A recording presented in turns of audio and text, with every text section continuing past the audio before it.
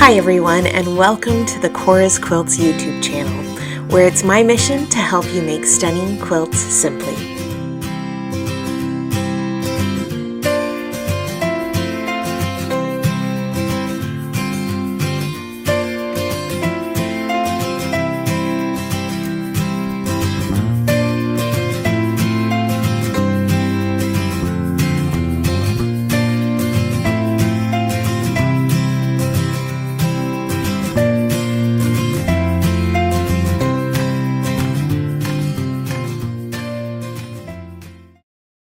If we haven't met before, my name is Shelley Cavanna. I'm a quilt pattern and fabric designer, and I write quilting books like the Barn Star Sampler. You can find my fabric, patterns, and books at your favorite local quilt shop or online at my website at corasquilts.com. You can also find us on most major social media platforms under the handle Cora's Quilts as well. Today's video is part of a 12-month quilt-along series where we'll be working through the 20 blocks in my Barn Star Sampler book. To sew along with us, you'll need your fabric and a copy of my Barn Star Sampler book. Each of these construction videos assume that you've already starched and pressed your fabric and that you've followed the instructions in the book to cut and label your fabric pieces. If you're looking for more information about this quilt-along program or my thoughts on pre-washing or starching your fabric, you can find the link to all of the previous videos in this series in the description box below. There are no specialty rulers or templates required for any of the blocks in the Barn Star Sampler. The majority of our blocks are made using my favorite stitch and flip techniques to eliminate triangles and bias edges whenever possible. With the blocks that do feature triangles, we'll be piecing our triangle units larger than needed and trimming them down to size, so you won't need to worry about foundation or paper piecing templates either. I'll share a full list of all of the tools used in this video in the description box below, but if you'd like my entire list of our must-have and nice-to-have tools, you can find that information in our Mise En Place video, also linked below. This month, we're moving on to the 16-inch blocks, starting with the Tulip Star, or block number 4 in your book. The Tulip Star is a fun graphic block that comes together surprisingly quickly.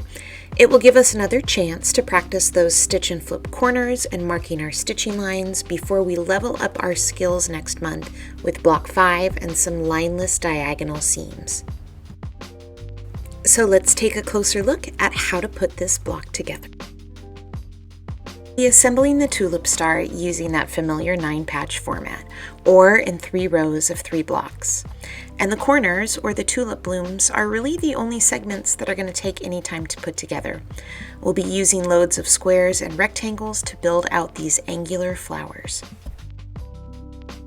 For the most part, our tulip corners are assembled much in the same way you'd assemble a classic courthouse steps block.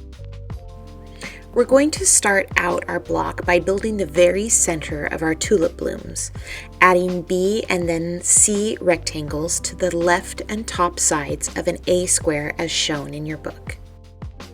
Our next step is to add D and then E rectangles, or our inner tulip petals, to the right and bottom sides. This will fully enclose that center yellow square. To finish out those inner petals, we're going to add stitch and flip corners on 2 sides. And actually, all of our F squares for this block will be turned into stitch and flip corners, so you can save yourself a bit of time and mark them all at once. Remember to line up your pencil, not your ruler, with your corners of your square as you mark your stitching lines.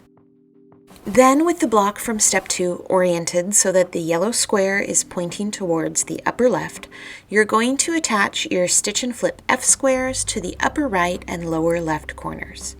You can either pin or glue base the squares to keep them in place. Just make sure your stitching lines are angled from upper left to lower right.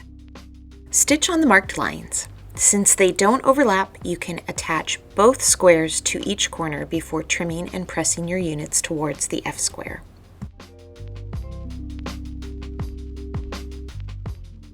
We have 2 more pieces to add to our tulips, and these are simply rectangles with stitch and flip corners.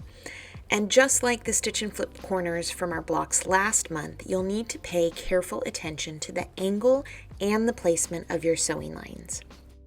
I like to first lay out all of my rectangles and glue baste the corner squares in the correct corner with the correct stitching angle before moving over to my sewing machine. With the G rectangle, you'll need to place your F square right sides together at the right end of the G rectangle with the stitching line running from the upper left to the lower right. With the H rectangle, you'll need to place your F square right sides together at the left end of the H rectangle with the stitching line running from the lower left to the upper right. Then stitch on each marked line before trimming and pressing.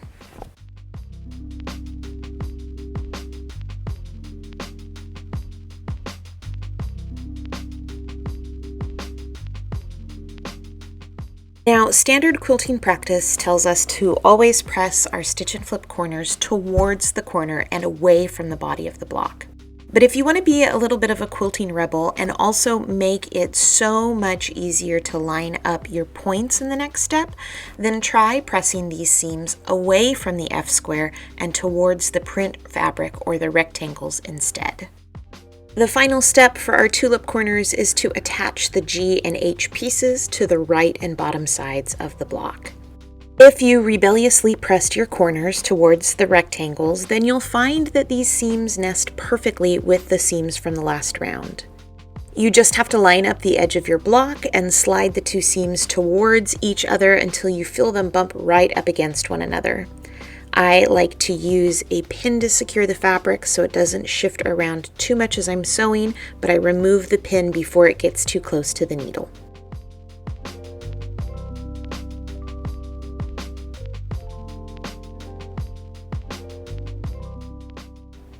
If you pressed your corners traditionally, then use a pin to help you line up your points before joining the two blocks.